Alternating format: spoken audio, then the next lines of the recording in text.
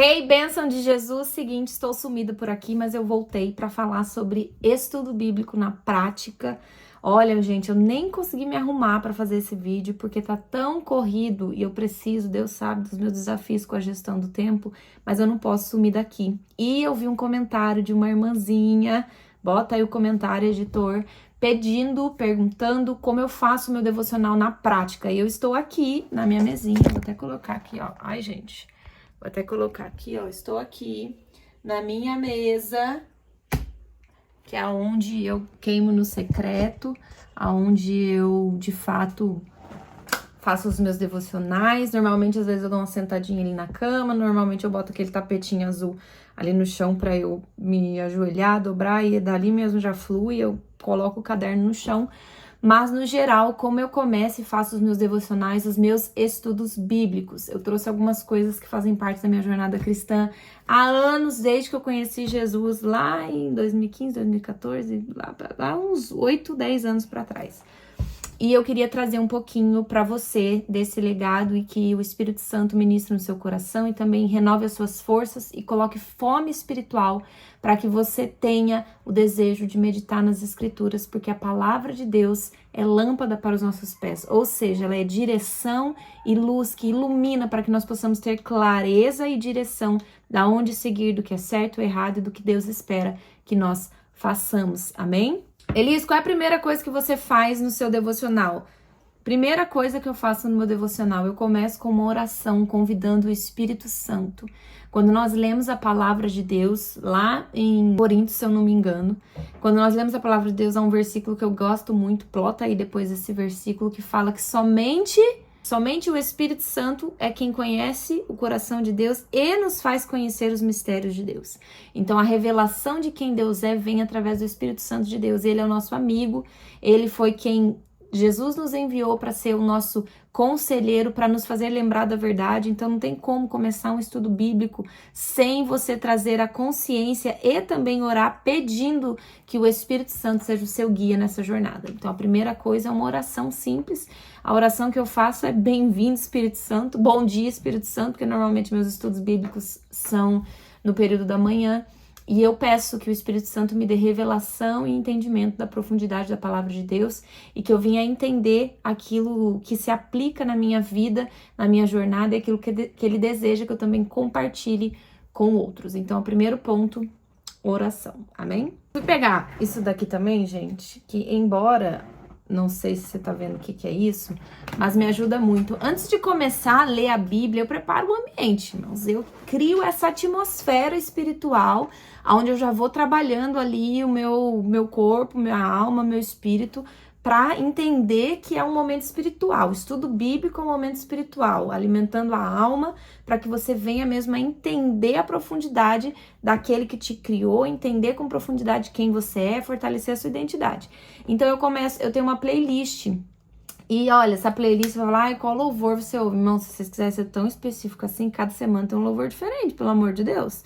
Essa semana eu tenho meditado muito no Jesus, a fonte de água viva. Então eu fiz uma playlist desde águas purificadoras até uma da igreja Betel, do Josh, que chama Fountain. É maravilhoso e eu começo a meditar sobre isso. Então eu trago músicas de adoração, eu começo a preparar o ambiente com hinos e louvores que me conectam a Deus, que de alguma forma expressam como uma oração mesmo aquilo que eu estou sentindo, aquilo que eu estou meditando. Então eu tenho a minha playlist de adoração e eu recomendo você também que comece o seu momento bíblico com uma oração e depois comece a entoar louvores, porque nós sabemos que Deus, ele habita no meio dos louvores. Nós sabemos também que existe uma diferença onde Deus ele é tolerado e onde Deus é bem-vindo. E nós fomos chamados para adorar a Deus. E quase virando um mini culto, né? Porque no culto a gente começa com oração, depois vem os louvores e vem a palavra. E o estudo bíblico é quase que um culto seu, individualmente, para Deus. Então prepare esses louvores e eu não sei quantos você ouve. Às vezes eu ouço um louvor umas 5 vezes antes de ir para a palavra.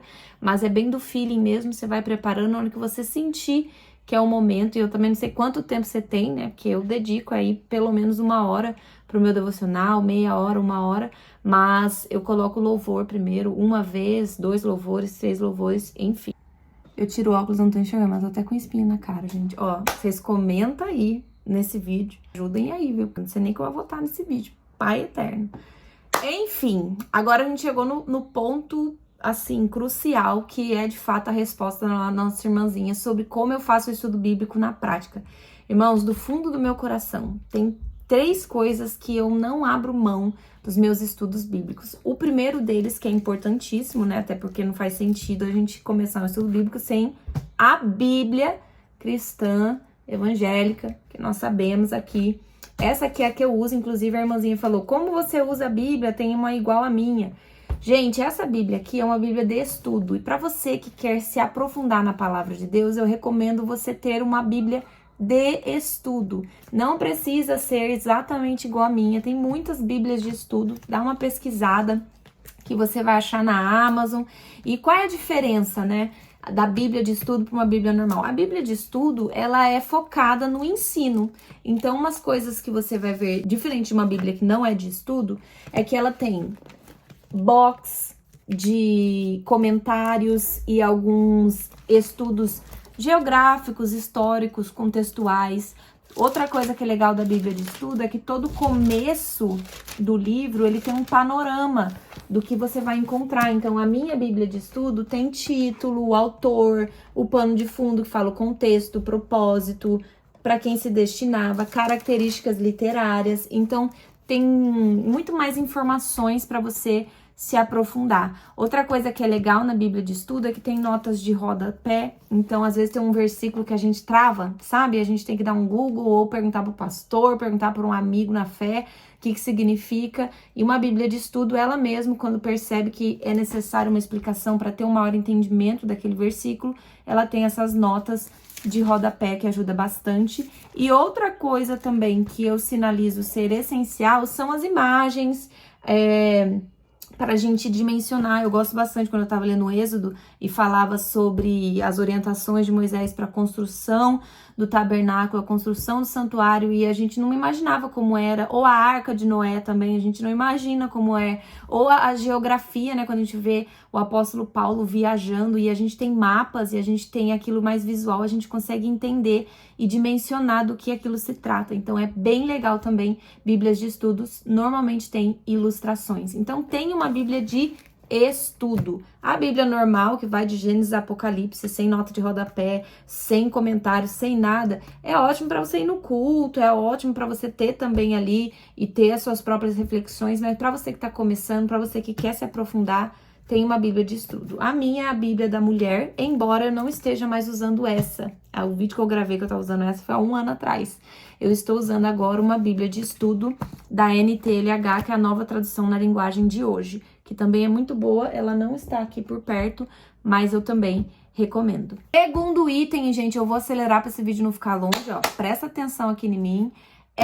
Os meus caderninhos de anotações, gente. Não tem como você ler a palavra de Deus e você não refletir sobre isso. E eu sempre gosto que o processo de escrita reforça ainda mais aquilo que você está estudando.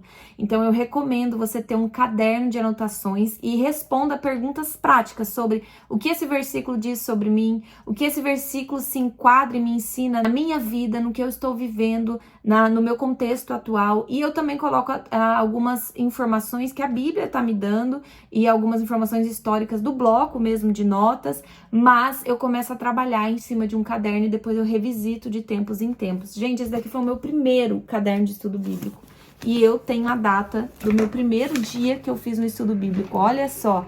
Ah, gente, não tem um ano? Aqui. 5 de abril de 2016. E esse caderninho já acabou. Tem páginas e páginas, gente, ó. São muitas páginas. Até o final tem algo escrito.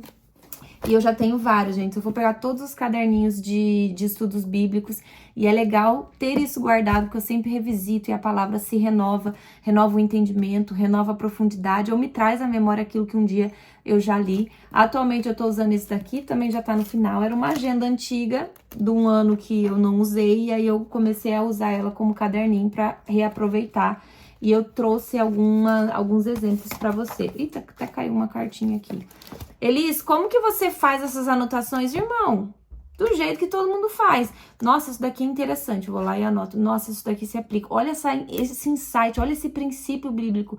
E eu vou anotando essas informações. E o que eu gosto também de ter? Na verdade, quando o assunto ele vai criando em mim algumas pontes, alguns insights, eu preciso de um recurso de pesquisa, eu também dou um Google, eu também vejo outras fontes, eu mando mensagem às vezes para o pastor, mando mensagem para algum amigo para aprofundar a reflexão sobre isso, e ajuda muito você ter tudo registrado em um caderninho. E claro, né, para registrar eu uso e abuso das canetas, dos post-its, eu marco na Bíblia, eu marco no post-it, eu marco no caderno. Tem muitos post-its que eu vou deixando ao longo da Bíblia, ó, se eu for abrir, essa daqui não sei se eu vou abrir uma página com tantos post-its, mas ó, eu vou anotando e vou colocando post-its sobre aquilo que me ressaltou. E isso ajuda também bastante o processo de aprendizado, isso vai gerando em você um envolvimento com a palavra de Deus, e aquilo se torna vivo. Inclusive, quando você vai falar com um amigo, com algum conhecido, e você se lembra de algo para gerar ali, compartilhar a palavra na vida dele, você pega a sua Bíblia, você até sabe o endereço, né? Nossa, é na Bíblia que eu deixei o post-it marcado e tal.